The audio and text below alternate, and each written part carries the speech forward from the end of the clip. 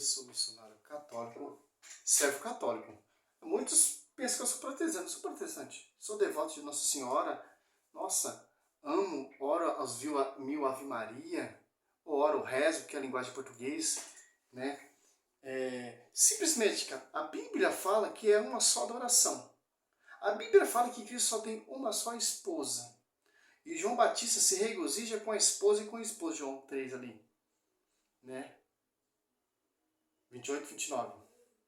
João 3, 30, que importa que ele cresça e eu diminua. Que importa a igreja cresça, a esposa cresça e eu se diminua. Porque Cristo vai subir na nuvem e vai deixar quem? A sua esposa. E esse Espírito Santo vai estar sobre essa esposa, sobre essa igreja. Que vem lá do fundamento dos apóstolos, certo? Meu pai procura os verdadeiros. Por que os verdadeiros? Porque tem os falsos. E as falsas adorações. A verdadeira adoração, qual é a verdadeira adoração? É simplesmente um pãozinho? É simplesmente um suquinho de uva? Não. A verdadeira adoração vai estar ali onde está a esposa, junto com o Espírito Santo que assiste essa igreja e inspira pessoas para defender e edificar essa igreja que é os apóstolos, que concretizou a profecia de Joel 3, em Atos Apóstolos 2, 14, Cláudio Pedro começa a pregar ali, converte mais de 3 mil almas para essa igreja, para esse corpo místico, esse corpo santo, incorruptível, que é a igreja santa, não tem a mancha do pecado, não é fundamento de homem, porque o fundamento é santo. Que interessante. Olha só que interessante, João 4, 23, ó. Mas vem a hora, e já chegou, em que os verdadeiros adoradores hão de adorar o Pai em espírito e verdade. São os adoradores que o Pai deseja. Engraçado, cara. A gente começa a fazer vídeo e já começa a vir essas músicas, essas adorações falsas, essas músicas melosas, que vai levar o povo à perdição, porque o povo começa a escutar essa música, o povo começa a beber, o povo começa a atrair, o povo começa a se prostituir, porque as músicas só falam disso, né? É as falsas adorações. E as pregações falsas também, nessas igrejas vindas de homens, que surgiu lá no 16 século, que quer imitar a verdadeira igreja de Cristo com seus próprios fundamentos e com seus próprios fundadores. Interessante.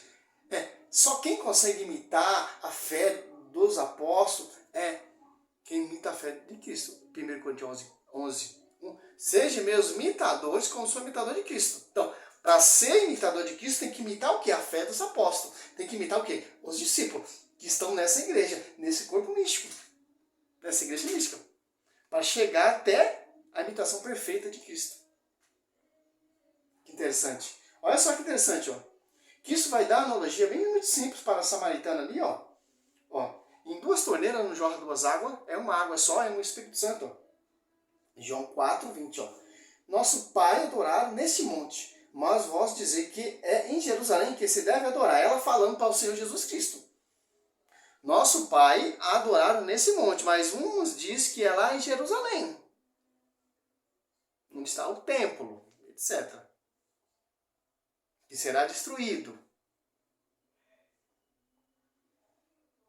Aqui, ó. Jesus respondeu, mulher, acredita, me vem a hora em que não adoreis o Pai nem neste monte, nem em Jerusalém. É onde? Onde? Sobre ti, Pedro, eu edificarei uma igreja que vai estar a verdadeira religião, Isaías 42, do 1 ao 4 ou 5. Essa igreja que tem acesso de ligar e desligar, Mateus 16, 18, 19.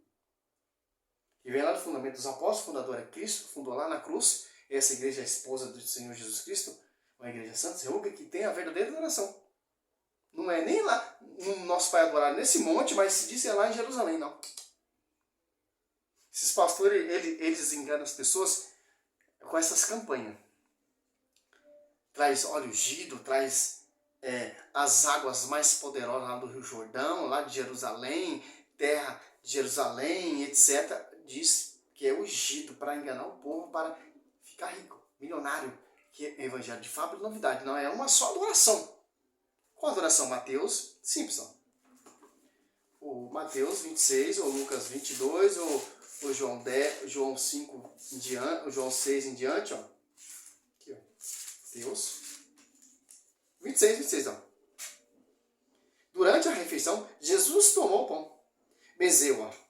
Benzeu o quê? Consagrou. Ungiu. Partiu e deu ao seu discípulo. Tomai e comer. Isso é meu corpo. Ó. O seu discípulo que enviou Pedro, Tiago, João, Mateus 10, 1 e 4, ou Marcos 3, Lucas 6, ou então Atos Apóstolos 1, 13, 14. Isso é meu corpo.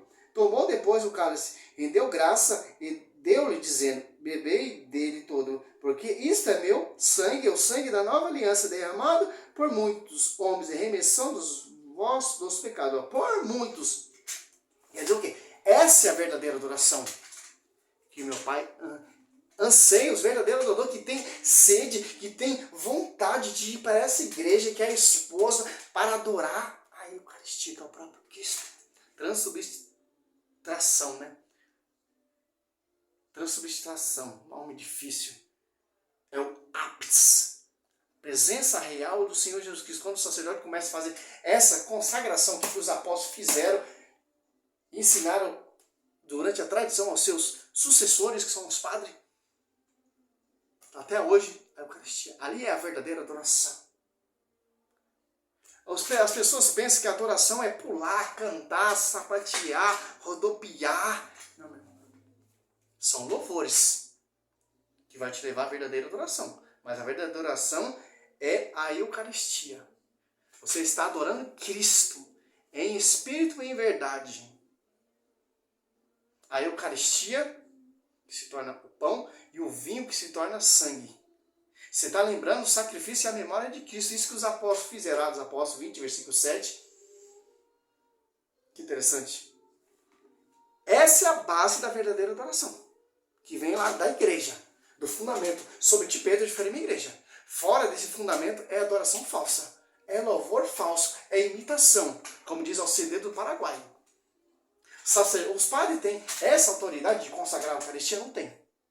De hoje não tem, porque eles se apartaram desse corpo místico. Se você se apartou do corpo místico da esposa do Senhor Jesus Cristo, você se apartou da cabeça. Você está fora. Você vai receber outro espírito, ao contrário da igreja. Se o Coríntios 4 não pregar vários Jesus diferentes, que é outro espírito. Como pode se seguir uma igreja, ter um fundamento na igreja, fundo de quintal, que se apartou da esposa e do esposo, já não tem mais o acesso ao Espírito Santo, que o Espírito Santo assiste essa igreja, Mateus 28, 19, 20, ou João 16, 15, ele precisou pregar o evangelho a toda criatura, que foi os apóstolos que fizeram. Se eu falar para a Samaritana, a Samaritana fala assim, o meu nosso pai adorar nesse monte, mas se deve adorar, eu sei que se deve adorar em Jerusalém, nem nesse monte de Jerusalém. Vocês adoraram o que vocês não conhecem, agora você vai conhecer a verdadeira adoração. Cristo morre na cruz, a igreja é fundada, gerada lá na cruz e edificada sobre o fundamento dos apóstolos, e a igreja se tornou pública em Atos Apóstolos 2. Tanto que eles aqui, Atos Apóstolos, eles celebravam o sacrifício de Cristo. 46, ó. 2,46. Unido de coração, frequentava todo dia o templo, partia o pão na casa e tomava a comida com alegria, assim, de coração. Mas só que interessante. E outras pessoas juntavam a eles para o caminho da salvação. Aqui, ó. 47. Louvava a Deus e cativava a simpatia de todo o povo. E o Senhor, cada dia, juntava outros que estavam no caminho da salvação. Não é mais o templo do rei Salomão. Não é mais o monte. Agora é lá, na igreja. Porque o templo, o monte, prefigura o quê? O Novo Testamento. Prefigura o quê? A adoração. Não é mais no monte nem em Jerusalém. É na igreja que ele fundou, que é sua esposa, e foi edificada pelos santos apóstolos. Que vai te levar ao caminho da verdadeira adoração, que é a Eucaristia. Consagração, unção, pelo sacerdote. Não é mais o sacerdote, é o Cristo. Para a honra e glória da Igreja Católica Apostólica Romana. Não é simplesmente um suquinho de uva. Não. Um simplesmente pão, não. Os pastores não têm essa autoridade de consagrar. Salve Maria, sou missionário, salve.